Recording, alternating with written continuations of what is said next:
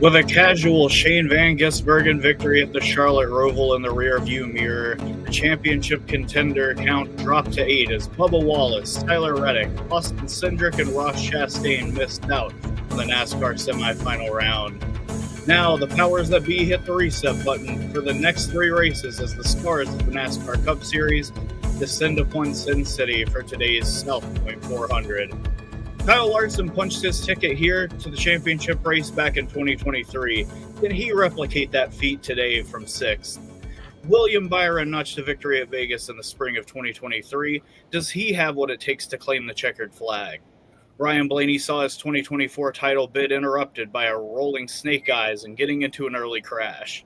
Can he avoid calamity to keep himself in contention over 400 miles?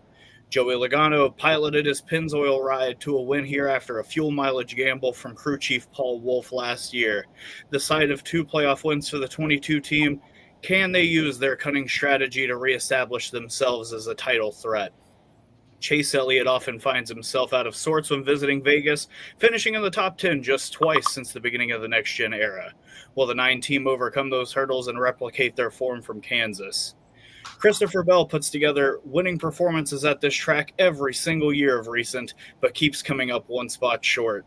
Starting 3rd, is Bell the driver to beat here in Vegas? In his 2nd trip to the semifinal round, Chase Briscoe comes into this race with a new lease on life after a rude awakening in the quarterfinal round. From the front row, can Briscoe and the 19 group put in a winning effort when it matters the most? And finally, pole center Denny Hamlin.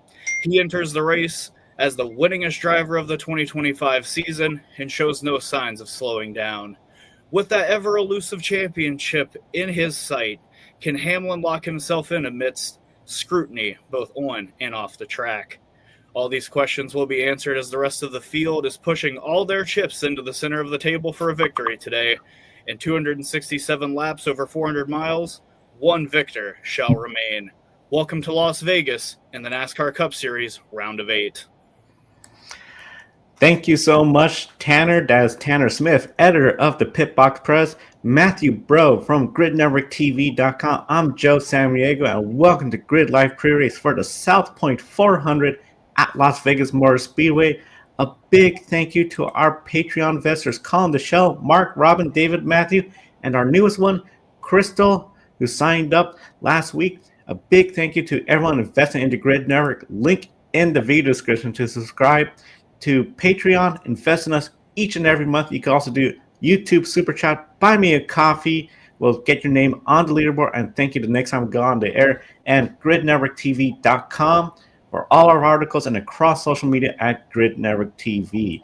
And we encourage everyone to participate in the chat room. We'd love to share everyone's opinions, questions with us on the air. Already a couple, starting with Tyler. Howdy, Grid team. Happy race day. Indeed, happy race day. And if for some folks, like myself, Tanner, and especially Kobe, who is probably taking a nap, the Bathurst 1000, IMSA, what a way to kick off this race weekend. And as Adam said, are we still recovering from that Bathurst 1000?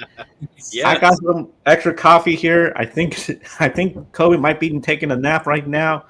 6 hours and 57 minutes. And of course, we encourage everyone tune in to Grid Life Wrap-Up later today as we recap the Bathurst 1000 Petit Le Mans for IMSA, and of course the South Point 400 where Denny Hamlin and Chase Briscoe are on the front row.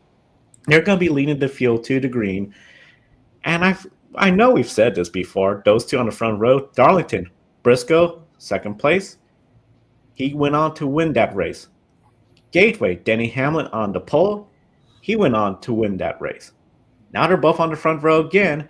Hamlin loves to have some positive momentum after such controversial weeks, from what happened in Kansas, what he said at the Roval, what happened at New Hampshire. Not exactly a good 3 races. In fact, not a good 3 races for Toyota in general. Now, when you come to this race with those two in the front row, I got to be looking at Chase Briscoe. He'll love to get a win. This is a 1.5 mile oval. That team looks fast. And if he gets that win, watch out, because he knows how to win at Phoenix. He did that with Stewart-Haas Racing a couple seasons ago. Toyota, they would love to start their winning streak again after they got swept out of any wins in the round of 12. So they'll love to get some wins. And let's not forget Christopher Bell, right there, third. So your three Joe Gibbs drivers in the playoffs are starting 1, 2, 3. Matt, which Toyota driver needs this win the most? Is it Denny Hamlin trying to get that positive momentum? Chase Briscoe, his first trip into the championship for? Or Christopher Bell, especially after what happened last year with Joey Logano and him? I think that's a tough question. I think it's all based on perspective, Joe. It's like when you define like needs the win more. Like I think if you're a Denny Hamlin, you might need that win more because you're trying to chase a championship that you still don't have. And it's been a very obviously he has the most wins all time without a championship or something like that, or up there. So for him to chase that, it's kind of a necessity, like we've seen in the past. Kyle Larson wins first race of the round of 8, go win the title. Joey Logano's done it 3 times where he's won the first race of the round of 8, whether it was at Martinsville, whether it was at Vegas, and he went on to win the title. So for Hamlin, that too. But I think also Hamlin's very successful at the other 2 tracks. I think Bell can be very successful as well at Talladega or Martinsville. I'm looking at Chase Briscoe, and I think he needs this win the most because Chase Briscoe has been points racing a lot of these playoffs, besides his victory in the first round of the playoffs. He's been points racing a lot. And something he does not do well is finish at Las Vegas. If you look at his results, whether it's the next-gen era, whether you take into account Stewart-Haas equipment, he has a 4th place finish in 2022, which was the second next-gen race here, which he went on that. I think that was the year he went on that like round of 8 playoff run. So that race in 2022, he finished 4th. Sorry, I was reading it wrong. That is the only time Chase Briscoe in his NASCAR Cup Series career has ever finished inside the top 13 positions at this track. His last time out with Gibbs, he was 17th. He was 26th before, 21st, 33rd, 28th, then 4th, 35th, 14th, and 21st. Granted, it depends on strategy. I know we're talking backstage about that stuff too. But he's only ever led 7 laps at this track, and he only has 1 finish inside the top 10 in the stages, and that was when he finished 35th in Stewart-Haas equipment. He finished 8th in one of the stages. So it kind of shows that Briscoe needs this the most because he's point racing, and it has worked out very well for him. He has, I believe, top 2 most points scored in these playoffs, besides I believe it's Ryan Blaney has the most points scored. So for Chase Briscoe, he's decent. I think he's decent at Martinsville. He shows a lot of speed when it comes to Talladega. But if you're Chase Briscoe, I think you need to try to win this race. The 1.5 miles have been your strong suit, or pretty much 1 mile to 1.5 miles. So if you have the pace to get ahead of Denny Hamlin and stay there and aero block the living crap out of Denny Hamlin, you have to do it. So I think this race is more important to Chase Briscoe than any of those other drivers. But they all really need one, to be honest with you, because you go to, I think Ryan Blaney's kind of got these next 2 almost, and even another Hendrick guy for this race too. So I think if Toyota's going to get a win, it is probably going to be today. It just depends on if it's going to be Hamlin, Briscoe, or Bell that gets it done, because I don't think either they're going to win at Talladega, and I really don't think one of them's going to win at Martinsville either. So we'll see what happens. But my long answer to that point, Joe, is, and Tanner, I think Briscoe needs this win the most of the 3 guys.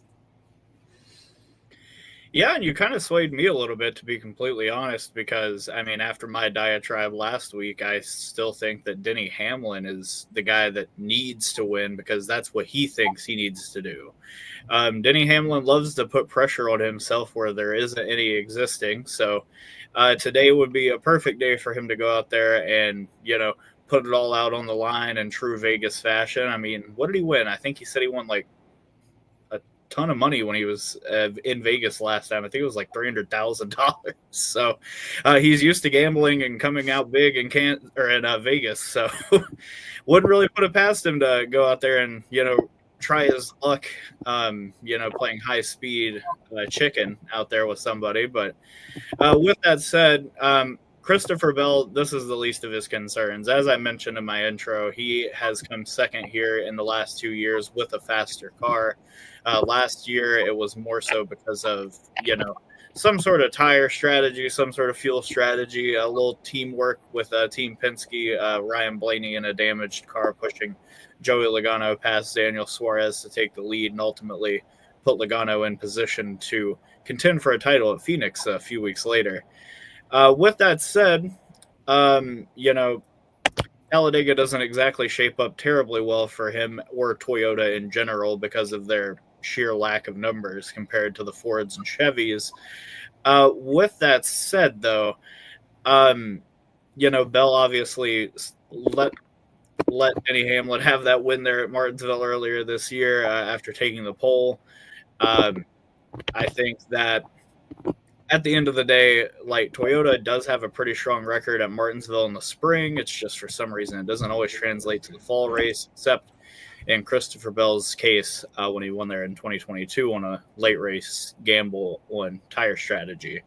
So with that said, yeah, I kind of aligned with Matt that Briscoe is easily the most vulnerable of the three, mainly because he just doesn't have a terribly good history of running well here. That, and in general, JGR wasn't exactly strong here in the spring for whatever reason. And I think part of that might have been because the track never became like a two-groove track at any point in that race, something we saw take until the last stage last night in the Xfinity race. So it'll certainly be interesting to see how this car handles this track today. And I do agree with Matthew that Chase Briscoe is probably the JGR driver with the most to lose by not winning today. Something Matt pointed out, of every driver that raced here in the next gen, Briscoe average is 36, best of 53, 23.4, second worst of all drivers that have raced all the next gen races here. So Jesus. Briscoe, Yeah, Gillen's the worst, but yeah, Briscoe is, of all the guys who, like Joe said, that race 7 races here, besides Todd Gillen, Briscoe has the worst average finish. So that's something to point out. so for Briscoe, Shane Small, that's going to be a lot of work to keep that car on pace. And this is where it becomes, okay, you really do need to get a win and you're in. I mean, even at the Roval, yes, top 10 finish in every playoff race. No other driver could claim that. But he was still just above the cut line.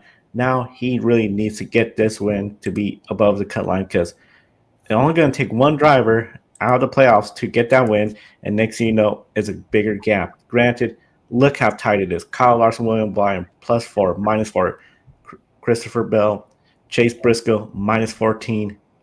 He will love to get that win, advance in. And that'll be great for Toyota, because Toyota, they took the top 3 spots in qualifying, but then you look behind them, there are the 3 Hendrick drivers are in the playoffs.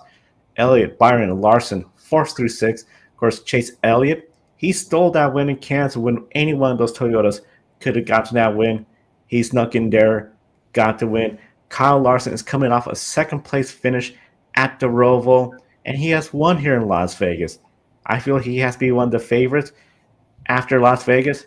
Talladega or Martinsville, we know those races could be very unpredictable. Tanner, is this Chevrolet's best opportunity to secure a win in this round? Guys, this question is going to be answered very briefly. I think that Chevrolet's best chance in this round is actually next week, where they have all the numbers to go against both Ford and Toyota. I think that Chevrolet has proven here in the last, couple of years, especially with Kyle Larson's rise as a super speedway racer, that if Hendrick Motorsports doesn't get in their own way, they can absolutely be at the front at the end of these things. And, with that said, I think that as much as getting a win today would obviously be a very good thing for Chevrolet, and namely Hendrick Motorsports, I don't think it's a pressing matter, simply because they have the numbers in the race next week. But not only that, they've shown strength at Martinsville, especially in the fall. I'm thinking particularly of Chase Elliott and Kyle Larson, both of whom finished in the top 5, I believe, last year. Well, Larson may have finished 6th, but either way, both of them finished well. Obviously, Byron finished well at Martinsville last year, but I don't think that was necessarily, based on the last 40 laps of that event, reflective of his actual performance. With all that said, though, I think that Chevrolet shouldn't take this race as the final nail in the coffin if they can't win it. But I do certainly think that if you want all 3 Hendrick Motorsports cars to advance into the championship round, you'd probably be better served getting a win today than not. Yeah. I think that those last couple sentences make absolute perfect sense. The sense where they don't have to go out and win. It's not do or die, because very confident that they can win out. But I truly believe, I don't think this is going to happen, but I truly believe Hendrick could win the next 3 races with 3 different drivers. I think it's possible. Do I think they're going to do it? No, not at all.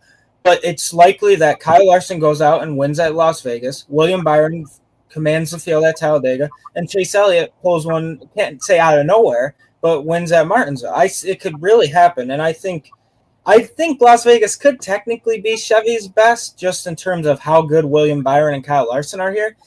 Not Chase Elliott, this is not really his track, but we also said that a lot at was it Atlanta or even Texas last year when he won? It was like, this really isn't his best track, and he goes out and wins it anyway.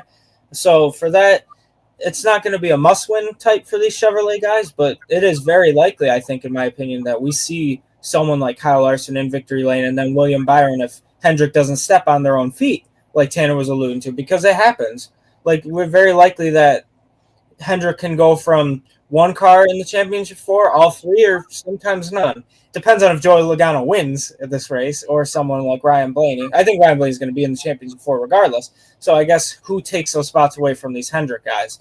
And I think Hendrick they can't beat themselves. And I think these entire playoffs, I would argue Chevrolet kind of has beaten themselves up a little bit. And they've just been lucky enough that they did so well in the regular season, where Chase Elliott had that huge points advantage. William Byron had a huge points advantage. Larson did well in the playoffs too, but also he was going into races 57 points above the cut line. So that's kind of how I feel about that. I just want to point out too, then I'll throw it over to Joe. Interesting to see Denny Hamlin's leading the start of the round of 8, just 8 points to the cut line. But you look at guys like Corey Heim and Connor Zilic, it shows the parity in the Cup Series everyone's winning versus those 2 young future Cup champions likely kicking everyone's butt. How Heim was literally, yeah, I know. Heim was over 60 points to the good, and Zilic started the race at Las Vegas like 57 points to the good or some crazy thing. It shows how close they are in terms of the Cup Series, just the way the points reset and how they run. Also, there's more races and stuff too. But yeah, I think this is Chevrolet's best opportunity in terms of one of their guys have the most talent at this track, but it's likely that they can win all 3 races, but I don't know if they will. I'm interested Tanner doesn't appreciate my future Cup champion Zilic and Corey Heim comments. I think Jesse Love too, don't get me wrong. I think that kid's got a lot of talent, but they're still young. They're all like 23 and younger or something like that. Actually, you are mistaken in what I actually took exception with. I took exception with the fact that there's parity in the NASCAR Cup Series, considering that it's the top team. Considering that all of the top teams are the ones racing for the title yet again. What I will say to that, though, is that, man, what a points battle we'd have if this was a full season format. Nobody has pulled away this year in any way, and God, what would the points be if we were just running like a straight up race to the finish? I think we'd have like 4 or 5 guys within like a race's worth of points at this point in the season. And man, wouldn't that be a lot more fascinating to watch than what we have? I mean, that's the thing. And you mentioned about that parity. After Las Vegas, I know Ben's going to get more into this in Encore. Connor Ziller is like plus 82 entering Talladega. It's like, okay, just finish in the top 10 or just score another stage win. You're locked in the championship 4 at that point. They need that. Yeah, Zilic was like sawing at the wheel last night, like trying to get everything he could. And I'm like, come on, man, you got a 76-point gap to the cut line. Like, chill out. I mean, don't wreck it. It's just amazing what they're doing, Zilic and high trucks, Xfinities. This year, I mean, Denny Hamlin at 5 wins, the most out of any drivers this season. Still, you got drivers with 3 wins. Of course, you got Shane van Gisbergen on all the road courses. I mean, holy cow. The competition within the top teams is still there, but there is still that gap, especially after we heard from Brad Keselowski a couple of weeks ago on the Dale Jr. download on how he feels like there's almost now a tier system of the Chevy teams, the Ford teams, and the Toyota teams with Hendrick, Gibbs, Penske, and then everybody else trying to get that data. So it'll be very interesting to see how it goes. Very interesting response to the original question about what's the Chevrolet's best opportunity. Because we know here in Las Vegas, you have a fast car, the strategy, you could go out there, contend for a win. Talladega, there's so many wild cards. You could be running towards the back most of the day, sacrifice the stage points, but towards the end, work your way to the front, get in the big one. Opposite way around, you could be up front all day and then get in the big one on the last lap. Martinsville, shortest track of the year. A little less chaotic, but you could still get the back bumper from somebody, get hot tempers, all sorts of things that could go wrong. And we've seen how Hendrick Motorsports, particularly William Byron, by the time we get to Martinsville, he is not the William Byron of the start of the season. He is William Byron. I'm trying to survive and claw my way into the championship floor. Should all the drivers treat Las Vegas as a must-win, given Talladega and Martinsville are next?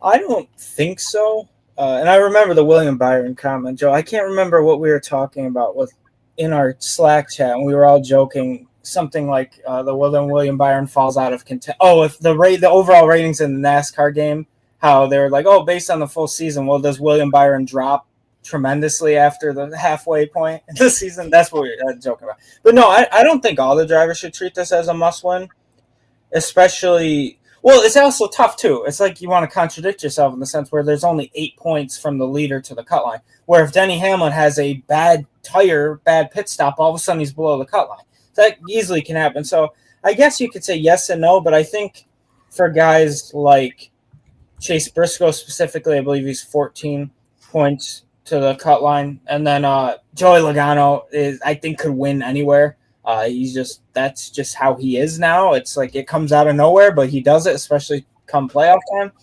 So maybe they want to try to go out and win here. And I think this is Logano's best chance to win is likely here. And then Briscoe. But when you got guys like Christopher Bell who can win anywhere, Ryan Blaney can win literally anywhere, Kyle Larson pretty much everywhere. He has the most super speedway points and the best average finish, I think, this year, Larson, on super speedways, which is absolutely insane, considering that was like his weakness. And then Denny Hamlin, another guy who I feel like can win anywhere besides a road course. Luckily, there are no more in the playoffs for them. But so I think they don't have to treat it as much as a must-win. I'm just interested to see the strategies and who kind of tries to go point racing in the stages versus who just really is going. I was going to say a term, but I don't think it's correct in terms of appropriateness. I'll send it in the chat. But they got to give it up their all to try to go out and win. So I don't know if that's going to be the Logano approach or somebody like Chase Elliott. This isn't his best track, so does he try to get the points? It's going to be interesting to see. But I guess you want to treat it all, but you don't want to step on your own foot and wreck yourself. And I think a lot of those guys specifically, I think I'm pointing the right way on my screen. A lot of those guys specifically, especially the third, fourth, and sixth, sometimes race a little too hard, and they can end up hurting themselves. So I don't know if they must treat this as a must-win, but we'll see what happens. And I'm going to send the message in our private chat what word I wanted to say to make sure we were good. But I'll throw it to Tanner. Gotcha. So I think everybody should be coming into this round thinking every race is a must-win. I think you should go into every playoff race thinking it's a must-win. That's how Jimmy Johnson and Chad Knaus went into a 5-championship win streak. They treated every single race that they went to like their lives depended on it. And that's how they ended up winning, like I said, ultimately 7 championships. So with that said, I mean, look at these points over here. You got Denny Hamlin up there at the top, only +8. Ryan Blaney only +6. Larson and Byron only +4 to the cut line. So if you're not racing to win today, especially going into Talladega next week, the great equalizer in the playoffs, you are fooling yourself. You could never, ever, ever count on Talladega. Like, that is just one track on the NASCAR calendar that you just cannot rely on unless you're like Ricky Stenhouse Jr. And honestly, at this point in the playoffs, he's an afterthought. So if he wins, it doesn't really matter. And that's just bad for you if you're a playoff driver, because that's one guaranteed spot that gets taken away. With that said, I think that I as much as Martinsville is like chaotic in itself, I mean, heck, ask the 20 team last year how chaotic it can get. Ask Kevin Harvick back in 2020. You can have the biggest advantage possible, and it just doesn't matter. That said, I think that every race in this round, if you're in the round of 8, given how short the cut line is and how tight the points are, unless you're Joey Logano, of course, I think with that in mind, you have to go out there and race like every race is, a must win. A must-win situation with Talladega, Martinsville, because there's just so many factors out of your control. I'm going to be really curious just to see out of the top 8, how many of them are going to stay in the top 8 all day long. Because it was interesting yesterday, practice, a lot of people thought Logano, they're 20th, and they're not showing speed. And then here they come and qualify. Okay, they're fast. So we know Logano's team is up there. We know the Penske teams will be up there. These 3 teams are going to be something else to be watching. But you got to remember, the last time we were here at Las Vegas Motor Speedway, we saw Josh Berry, granted, still Penske Technical Alliance, win this race. But he was dueling it out with Daniel Suarez for the win. Now, of course, there was a caution flag that came out at the time where it did really hurt Larson, Byron, and their strategy. But those two still had to go out there, race hard to get the top 2 finishes. That win put Berry in the playoffs. Suarez didn't get in by points. How things would have been different if he had gotten that win, or both he and Josh Berry, because I'm convinced Josh Berry, no win in Vegas, the way his season has been, he probably would not be in the playoffs. Last weekend, Shane van Gisbergen took the win, making the first time a non-playoff driver has won in the playoffs this season. So now, here we are, Las Vegas. Tanner, could we see another non-playoff driver win and make it much harder for the playoff drivers entering Talladega? Oh, that'd be ultimately chaotic, wouldn't it, Joe? Go into the Talladega, the belly of the beast, and nobody's locked in for next week or for the championship race. It wouldn't be completely out of the realm of possibility, is what I'll say. I see the 2311 cars were pretty strong in qualifying and in practice, so theoretically they could be a threat. Not only that, Josh Berry, as you mentioned, him and Daniel Suarez put in a spirited effort here in the spring, and I mean, Daniel Suarez has had plenty of good races here in the past, as well as his Trackhouse teammate Ross Chastain. And let's give a shout out to SVG for outqualifying both of them yesterday in 13th. I mean, this is a track similarly scaled to Kansas, so it's kind of surprising to see him, log such a great effort in qualifying compared to his teammates. With that said, Ty Gibbs still searching for that elusive first win. Chris Buescher has shown strength at these kinds of tracks. Alex Bowman got his last oval win here all the way back in 2022. I was there for that. And, Ryan Preece, again, along with Berry and Suarez, had a very strong showing here in the spring. So, I mean, heck, there are guys littered throughout the top 20 that I think still have a really good shot to win today. And we saw Ryan Blaney power his way from the back here in the spring. So even someone like Kyle Busch or Brad Keselowski could, find themselves in the mix today. So I think it's, impossible to tell at this point. That's why the odds makers have a job, so they can try to predict this kind of stuff. But with that said, I think that this race is completely up in the air until the green flag waves, and we'll start to see who the real contenders are. Yeah, I think 100% there is a chance. Probably maybe not as much of a chance as like Talladega, but you look at those guys too. So there was some breaking part with the court hearing, and they want a settlement. So watch out for Bubba Wallace and Tyler Reddick to do well here. And this, like you said, similar scale to Kansas.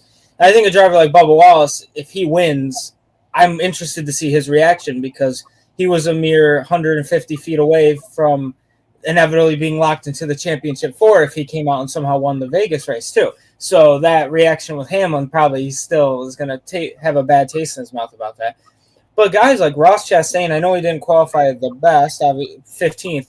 Ross has the best average finish at Las Vegas in the next gen era for all the Cup guys. He has 5 top 5s here, and his worst finish is 12th. So whether you believe in statistics or not, that's pretty damn good. So I think Ross Chastain's somebody like, he tried to be desperate, almost made it in.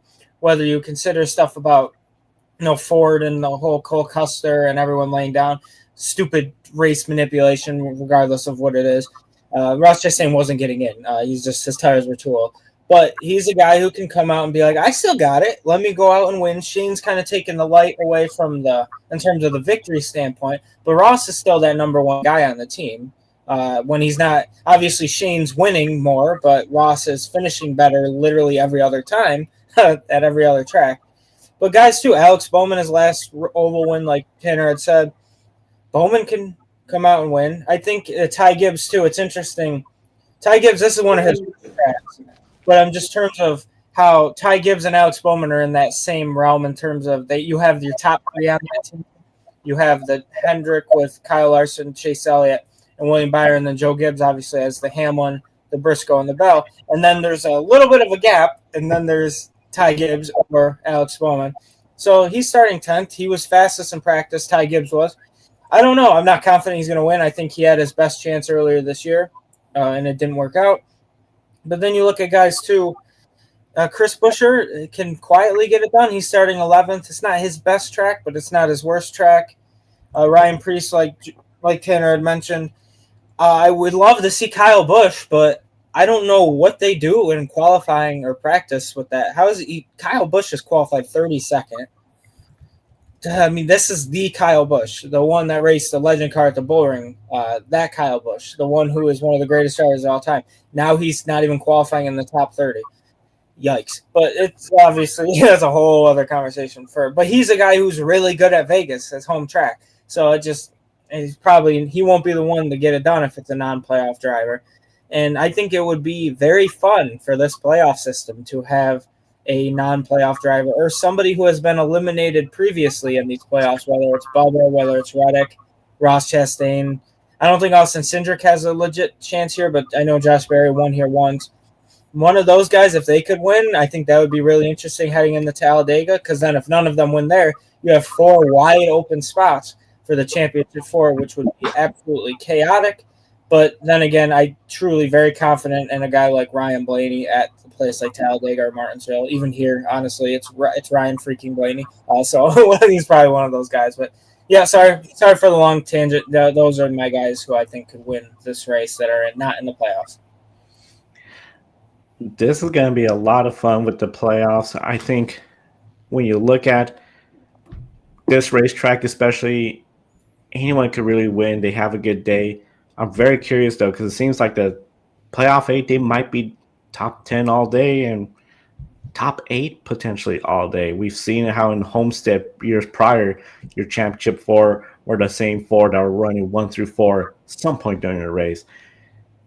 If we enter Talladega with none of them locked in, my goodness, that would add a sense of urgency, I think, to the race itself, and then who wins, But can you imagine if there's the big one, and then none of them wins again? We get another Ricky Stenhouse Jr., and it all comes down to Martinsville. NASCAR would be loving that intensity in Martinsville, that potential chaos.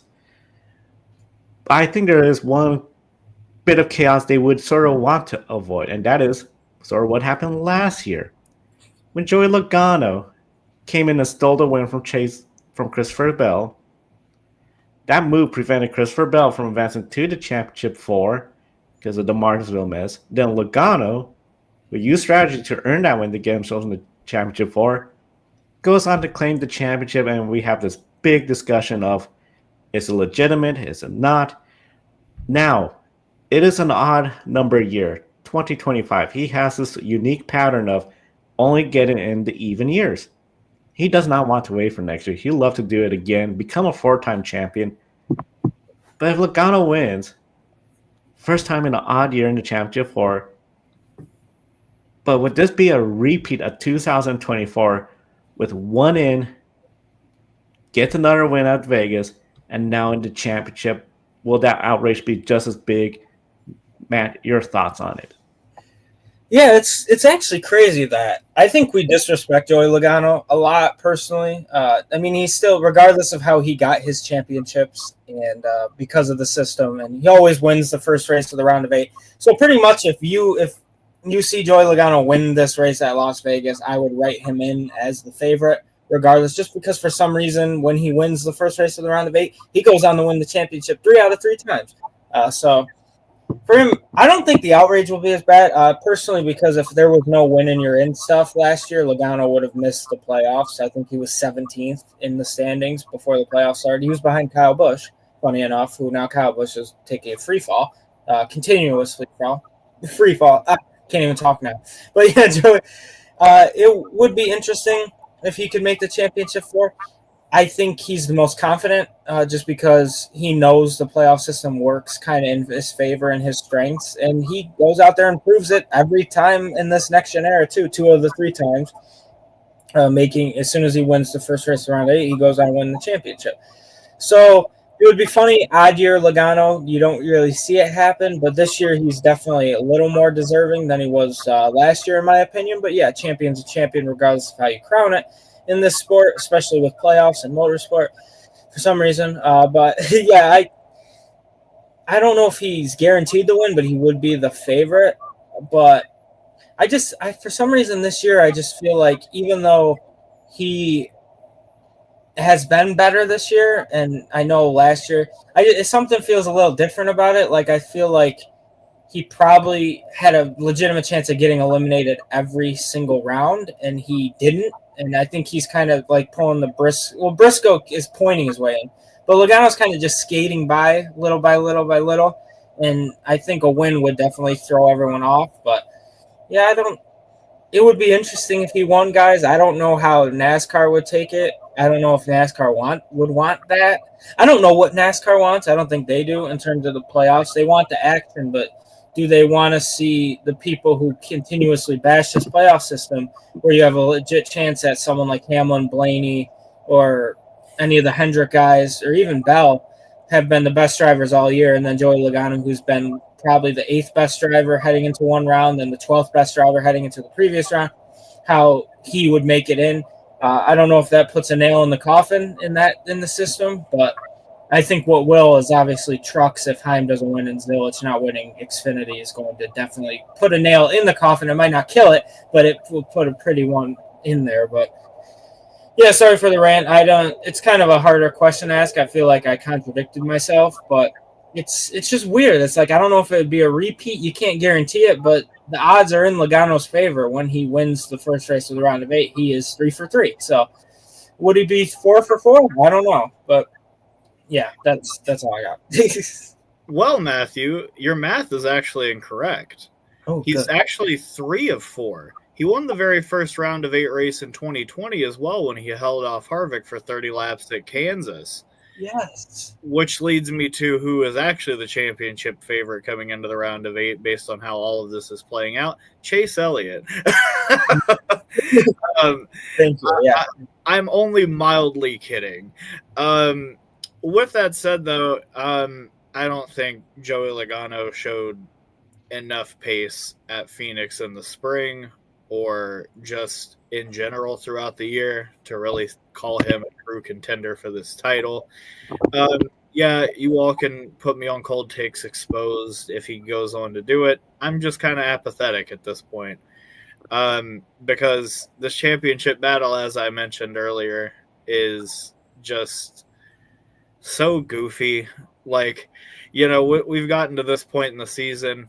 There's not really a clear-cut favorite. I should be having a lot more fun, and I'm just not. I hate that someone like Ross Chastain or Joey Logano is even still in the championship conversation, because they have both been so mid this year that frankly they do not belong in that conversation. But because of this goofy point system, unfortunately, they still have just as good of a shot as Ryan Blaney, William Byron, and Christopher Bell, the three drivers that have been mostly up front for the year, and then Denny Hamlin as well, who has the most wins, and had it not been for him completely missing the Mexico race due to the birth of his child, probably would also be in that mix points-wise as well. So with that said, a Joey Logano championship for the fourth time is exactly what this format deserves. So if it happens, I welcome it. But I don't think that he would be a contender unless he wins this race on pace. Will be interesting to see what happens with pace for Joey Logano and that team. I mean, qualifying, they look pretty good. I think it's just going to be a matter of putting together a right race and watching out for Paul Wolf, what kind of strategy he could do again to steal one. Because Joey Logano, I feel if he gets in the championship four, of course, there's no guarantee he's going to claim that championship, but we know how Penske is good at Phoenix. Like you said, Matthew, I think if we see Connor Sillish and Corey Heim walk away without a championship, and especially if they get another win each, putting them at 11 each, that's where I think there's going to be more outcry of there needs to be a change. There needs to be an overhaul, which with what we heard recently from Steve O'Donnell from NASCAR, I feel like seems like NASCAR is getting it, especially when they were talking about it takes away from some of the character development. Well, yeah, when you have 16 drivers, it's sort of hard to develop 16 characters in a playoff format when then 4 of them are eliminated right away. So it's going to be something to see what happens with Logano, what NASCAR does. Does NASCAR want a Logano championship? Man, probably. I'll put it this way. Probably they'd rather see Logano than maybe Hamlin get that championship in Phoenix. Because we all know what's going on with that. And of course, for all of that, Grid Tonight, our weekly motorsport news, every Wednesday right here on YouTube. Subscribe and hit that bell icon. It's time for the lightning round. So, with that said, let's get started. Tanner, Shane van Gisbergen, qualified 13th, the fastest Trackhouse driver in qualifying. Will he be the highest, middle, or last Trackhouse driver in the finishing order today? Though Chastain and Suarez are both rather strong here, I'm going to actually say that Van Gisbergen is the middle driver based on the law of averages, that one of them will likely finish.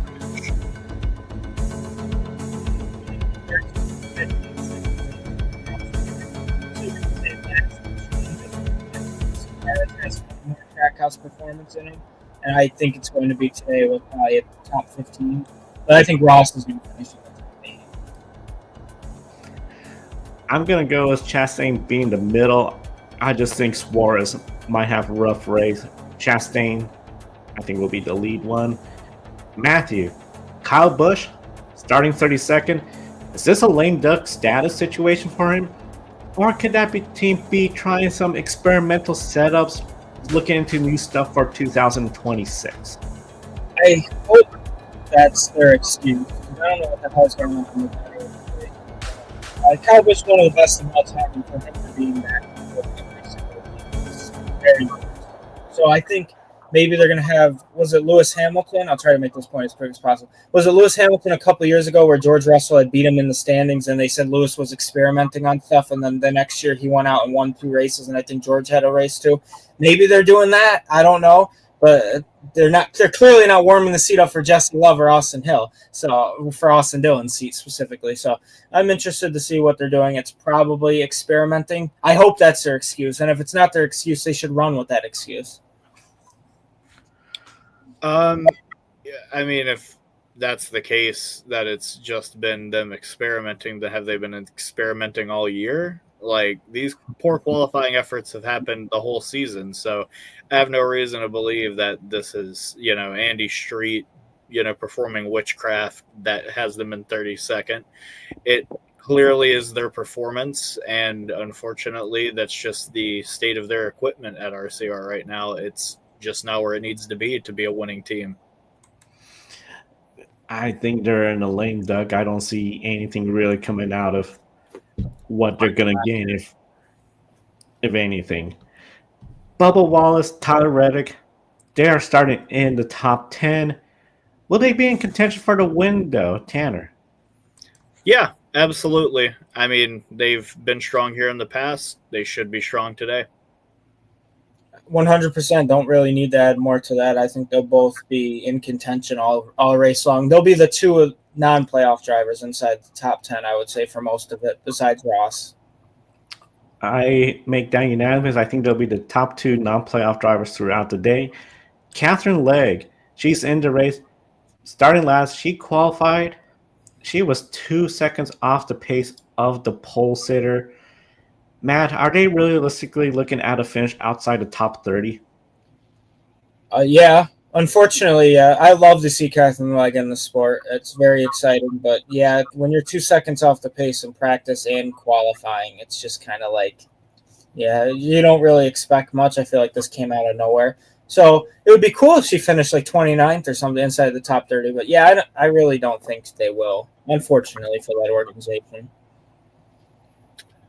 I think they will. I think there will be enough, calamity in this race to allow for that to happen. Not only that, as we've seen in these races, Catherine does get better as the race goes on because, as we all know, practice and qualifying are nowhere near enough track time for a new person to hit a new track.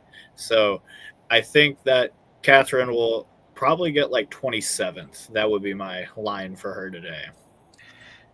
Yeah, if we get a crazy race, it could change up everything as long as she keeps it clean. It's just one of those deals. An hour of practice qualifying, that's too little time. John Hunter Nemechek, Eric Jones, Legacy Motor Club, they qualified outside the top 15. Will they finish in the top 10, 20, or worse, Tanner? If we're talking about collectively, I think their highest driver probably finishes somewhere in the top 15. That said, I could see Eric Jones with his prowess at these kinds of tracks rising up to the top 10 if, strategy kind of plays into their favor. John Hunter, I haven't really been impressed with him of late. I think he'll continue to struggle. Yeah, for me, John Hunter, it's funny. The legacy guys seem to get a lot of speed at these intermediates, but it's really not the track for either of these guys. Besides finishing 9th last year, John Hunter Nemechek has finished between 20th and 24th every time they come here. And then Eric Jones, this is really not his strong suit either. Even when he was in Gibbs equipment, it just wasn't his track. So I would say at best maybe top 15, but I'm more looking from like 18th to 22nd is where we'll see them, like we have most of the season. I think Eric Jones might have a good day, but it just seems sometimes mistakes occur. I don't see either of them in the top 10, but potentially top 20. I could go with that, and that concludes our lightning round. Now, back to the playoff picture, and of course, the top four, as we talked about, Hamlin, Blaney, Larson, Byron. Your bottom four, below the cut line, Bell, Elliott, Briscoe, Logano. I feel this is a stacked group of 8. Encourage everyone to chat room comment as well too. Starting with you, Matthew, which 4 drivers do you predict are advancing into the championship 4? Yeah, that's why I was checking my phone because I got to realize who I put in the championship 4. All 4 of the guys who made the championship 4 in my bracket are still in. So my championship 4 is Denny Hamlin, Christopher Bell, Ryan Blaney, and William Byron. So I don't know why I did that, but that's who I had. So I'm going to stick with it. So at the end of the week, I had Chase Elliott making it, but as we saw practice in qualifying yesterday, I realized I needed to make a change to that. So my championship 4 are officially going to be Ryan Blaney, Kyle Larson, Christopher Bell, which were my preseason top 3. And the 4th driver is going to be my pick-a-winner for today. I think Denny Osborne is going to come out, and I think the Green Goblin mask is going to be put on.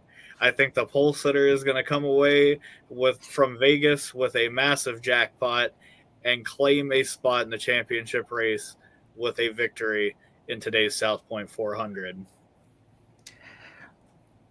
Great pick so far. My top 4, I'm looking at Denny Hamlin, Ryan Blaney, Kyle Larson, and it's going to be interesting, Joey Logano, my prediction, to make the championship 4 for the first time in an odd year. Of course, it's all going to play out at Las Vegas today. See how this race turns out. That leads us to pick a winner. Nobody correctly guessed the Bathurst 1000 winner or that race at all. IMSA, we haven't scored those results yet, but here is the leaderboard. It's down to the final 7, and realistically, it might be, I think, it's really the top 3. Top 4 if you somehow got on a crazy hot streak. And remember, we have no Marc Marquez for the next 2 races, so MotoGP is going to be wide open for everybody. So we encourage everyone, comment, who do you think is going to win the Las Vegas South Point 400 NASCAR Cup Series race? Comment in the chat room. If you're correct, we'll get your name on the leaderboard. We have 2 pages of names. So overall, we encourage everyone participate in this fun game that we do. Tanner, starting with you, who's going to win at Las Vegas today? Well, as I mentioned in my championship 4 portion before, I think that pole sitter Denny Hamlin is going to come away with the victory today.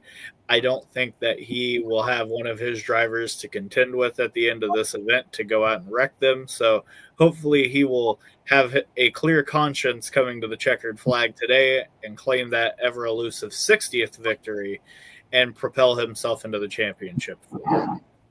Yeah, Tanner, I found this mask. I can't see anything. I'll raise you your Norman Osborn, and I'm going to go the same exact way, but I'm going to be Spider-Man in that one.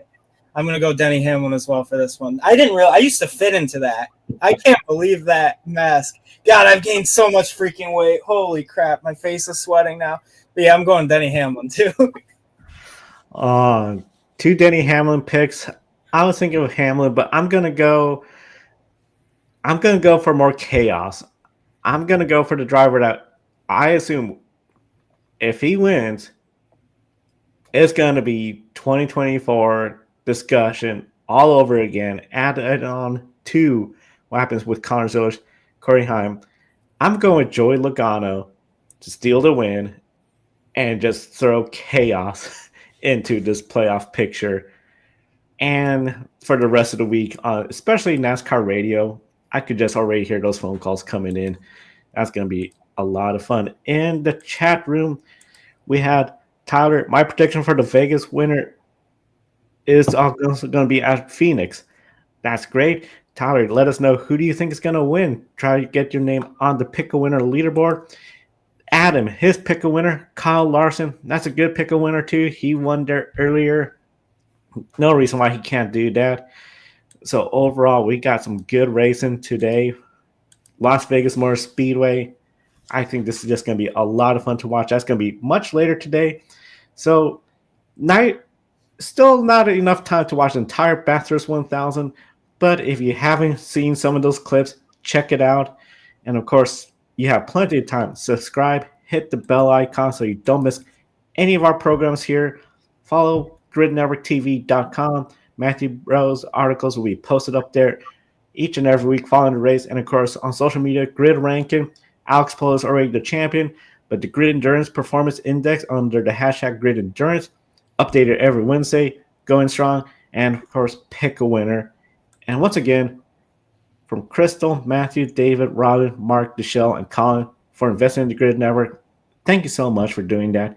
If you want to invest in us, this is your first time watching, especially some of our viewers on TikTok, go to Patreon, subscribe, become a monthly investor, and of course you can do one time through Buy Me a Coffee or YouTube Super Chat. We'll add your name on the leaderboard and thank you the next time we go on the air, which will be later today. Traditionally, we go on the air about 90 minutes after the race. It'll be a little bit closer window due to the fact this race is on the West Coast. Projected end time 8:30 p.m. So it could be a little bit later depending on how crazy. So we'll be on there a little sooner compared to past normal weeks. Grid tonight, Wednesday, Kobe, everybody, they're going to have plenty of news to talk about. And don't forget Monday, Grid Encore, Ben and Brandon. They're going to be recapping the ARCA Menards West race at the Las Vegas Bull Ring, the NASCAR Xfinity race, which had a thrilling finish, and the hot topic of the weekend, which is going to be a lot of fun to see Ben and Brandon on the air. And one more pick a winner comment in the chat room, the 22 from Tyler. So that's two people going with the 22 today. Be interesting to see how this all plays out for Joey Logano. And of course, thank you everyone for tuning in through YouTube, Facebook, Twitch, and TikTok in our behind the scenes. If you don't follow us on TikTok, it's the same at Grid Network TV. For Tanner and Matthew, I'm Joe. Thank you for watching today's program. We'll see you next time and enjoy the race.